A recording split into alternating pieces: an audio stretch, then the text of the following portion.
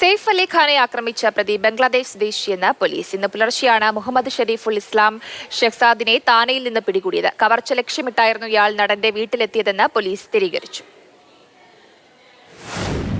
പ്രതിയുടെ യഥാർത്ഥ പേര് മുഹമ്മദ് ഷരീഫുൽ ഇസ്ലാം ഷെഹ്സാദ്. വിജയ്ദാസ്, ബിജോയ്ദാസ്, മുഹമ്മദ് ഇല്യാസ് തുടങ്ങിയ കള്ളപ്പേരുകളിലാണ് അക്രമി മുംബൈയിൽ താമസിച്ചിരുന്നത്. കയ്യിലുള്ള തിരിച്ചറിയൽ കാർഡുകളെല്ലാം വ്യാജമാണ്. ഇയാൾ ബംഗ്ലാദേശ് സ്വദേശിയാണെന്ന് വ്യക്തമാക്കുന്ന ചില തെളിവുകളും രേഖകളും പോലീസിന് ലഭിച്ചു.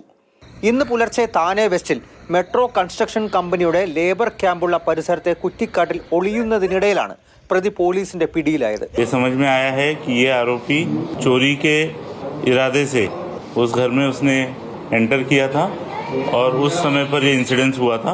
इस एक्यूज्ड को कोर्ट में पेश किया जाएगा और पुलिस कस्टडी की रिक्वेस्ट की जाएगी और उसके बाद आगे का इन्वेस्टिगेशन किया जाएगा. അനധികൃത കുടിയേറ്റക്കാരനായ മുഹമ്മദ് ഷെഹ്സാദ് 5 മാസം മുൻപാണ് മുംബൈയിലെത്തുന്നത്.